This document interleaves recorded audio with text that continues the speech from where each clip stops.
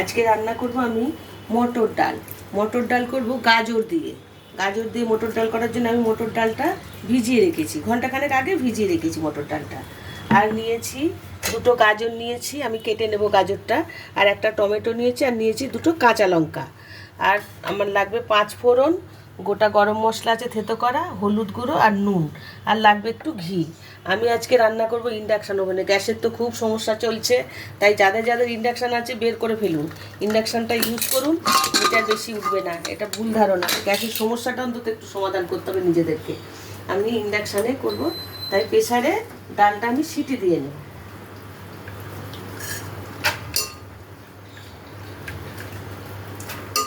দিয়ে দিয়েছি, এখন জল দিয়ে দিই পরিমাণ মতো। 3-4টে সিটি দিয়ে নেবো, তার মধ্যে আমি গাজরটা কেটে নেব। গাজরটা আমি কেটে নিই, গাজরটা আর টমেটোটা কেটে নেব।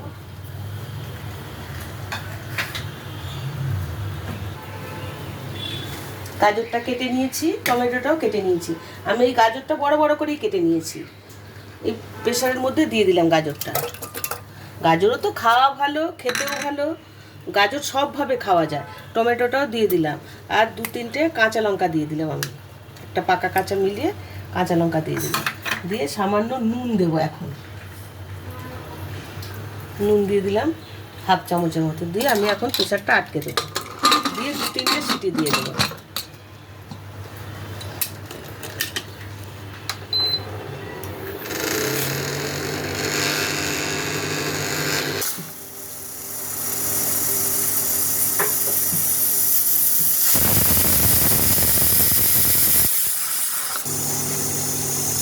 দু তিনটে সিটি পড়ে গেছে, এখন আমি ইন্ডাকশনটা বন্ধ করে দেবো। একটু ঠান্ডা হলে সিটিটা খুলবো, আর একটা সিটি পড়ে যায়।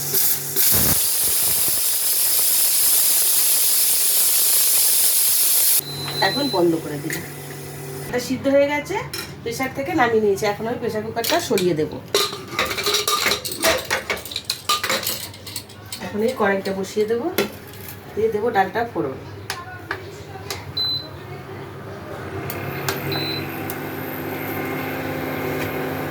কড়াইতে তেল দেবো,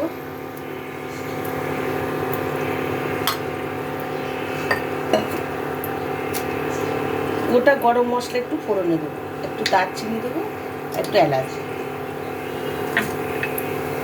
দেবো, একটা তেজপাতা, একটা শুকনো লঙ্কা, আর দেবো 5 ফোড়ন। দেখেছো কি তাড়াতাড়ি গরম হয়ে যায়, খুব তাড়াতাড়ি গরম হয়ে যায় ইন্ডাকশান ওভেন। অনেকে বলে দেরি হয়, মানে ঠিক মতো পারে না, অনেকে শুধু জল গরম করে।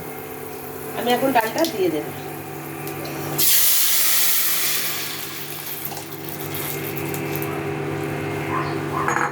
বাড়িয়ে দিই।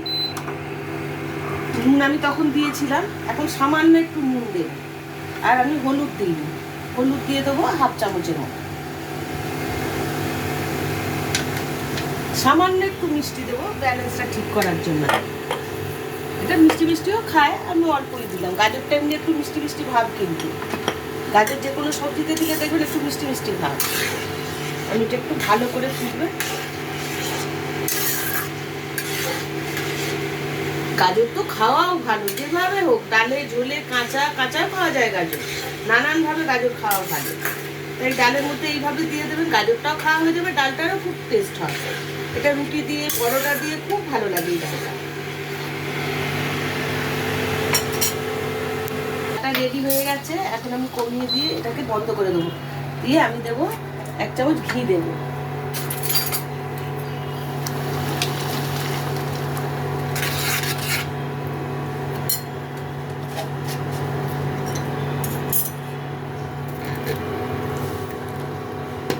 এখন আমি বন্ধ করে দেবো, দিয়ে নামিয়ে ঘি দিয়ে নামিয়ে নিলাম। গাজর দিয়ে মটর ডাল, এইভাবে ডালটা একটু ঘন ঘনই করেছি। এটা যেহেতু রুটি পরোটা দিয়েই খাওয়া হবে, ভাত দিয়েও খাওয়া যায়, তখন একটু পাতলা করে নেবে। আমি এটা ঘন ঘন করেছি শুধুমাত্র লুচি, পরোটা, রুটি এইসবের সাথে খাওয়ার জন্য।